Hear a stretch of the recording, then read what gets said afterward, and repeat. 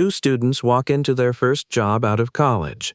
Same degree, same starting salary, same city, same rent, same everything. But one of them graduates with $8,000 in a Roth IRA, a clean credit score, and zero credit card debt. The other graduates with maxed-out credit cards, a student loan balance that is larger than it needs to be, and a spending habit that is already bigger than their new paycheck. 3 years later, those two people are living completely different financial realities. And the gap between them did not start at graduation. It started the moment one of them made, and kept making, 5 specific money mistakes that almost every college student makes without ever realizing it. My name is Thomas, and this channel is about finance, automation, and building wealth before most people even think to start. If you are new here, welcome. Hit that like button right now and subscribe so you never miss a video. Today, we are going through all 5 of those mistakes, and more importantly, exactly what to do instead so that you are the student who walks out of college ahead, not behind. Let's get into it. Let us go through each mistake honestly, because the cost of each one is bigger than it appears in the moment. The first mistake is borrowing the maximum student loan amount available instead of the minimum needed. When a financial aid package arrives and it includes loan options on top of grants and scholarships, the instinct for most students is to accept everything. After all, the money is right there. It has been offered. The form takes 5 minutes to sign. And the repayment feels so far away that it barely registers as real.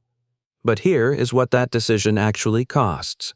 Say a student borrows an extra $10,000 over 4 years that they did not strictly need, using it to cover lifestyle expenses, a nicer apartment, or just having more spending money.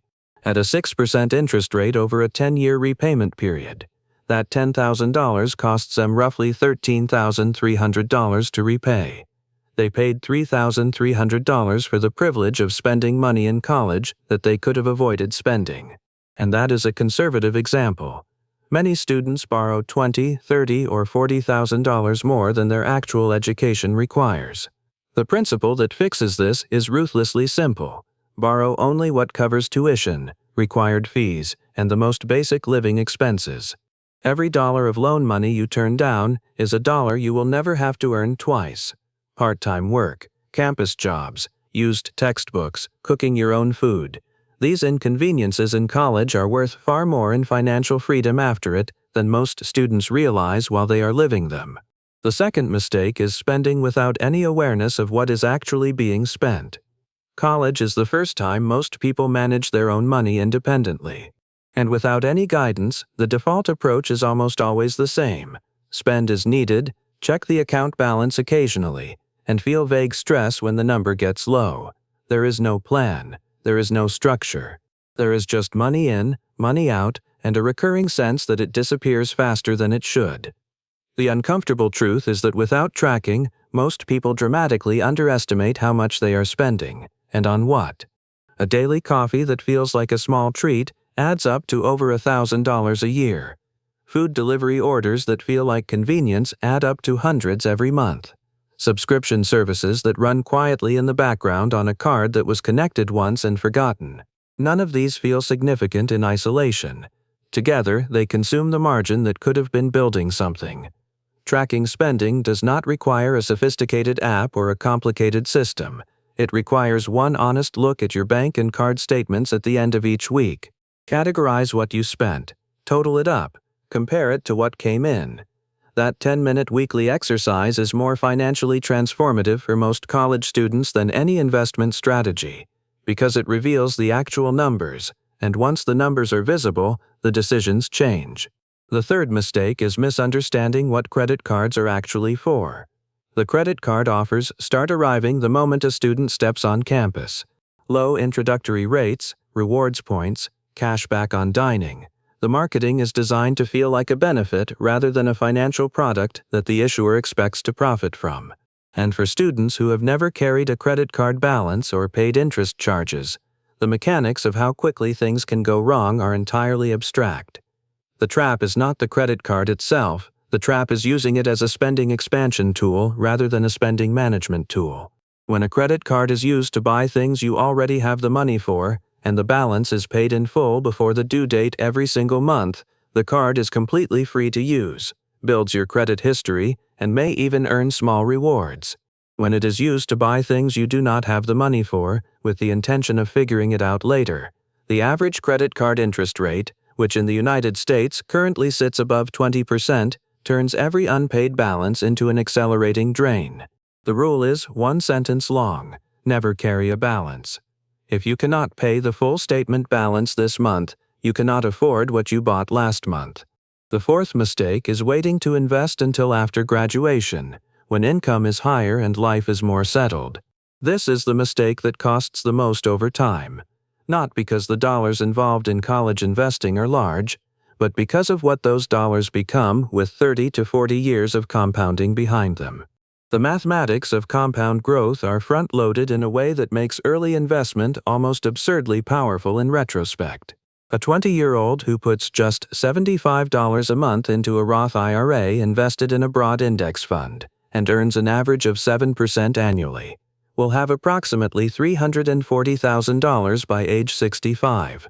A 30-year-old who starts the same habit will have approximately $170,000 at the same age. Same monthly amount, same return. The 10-year head start is worth $170,000. That is the price of waiting until things are more settled, and things almost never actually get more settled. They just get more expensive. The practical starting point in college is straightforward. Open a Roth IRA, individual retirement account, with any of the major low-cost brokerage platforms. Most allow you to start with as little as $1 and set up automatic monthly contributions of whatever amount is realistic. $50 a month is better than zero. $25 is better than nothing. The amount matters far less than the habit, and the habit built in college is the one that tends to persist for life. The fifth mistake is letting the social financial environment of college set the spending standard. Every college campus has a social financial current running through it, an unspoken norm about what people spend on food, going out, clothes, travel, and experiences. And because everyone around you is spending that way, it feels completely normal. It does not feel like overspending because you are not out of step with your peers. You are perfectly in step. The problem is that the peer group is collectively broke, collectively running on loan money and parental support, and collectively building habits that are going to create serious financial stress in the years immediately after graduation. This does not mean refusing every social experience or sitting alone while everyone else has fun. It means being the person in the group who makes conscious choices instead of reactive ones. It means knowing your actual number for the week and spending within it, regardless of what everyone else is doing. That kind of quiet financial discipline in college is not sacrifice. It is the foundation everything else is built on. The distance between a student who finishes college financially ahead and one who finishes behind is not talent, not luck, and not how much their parents had.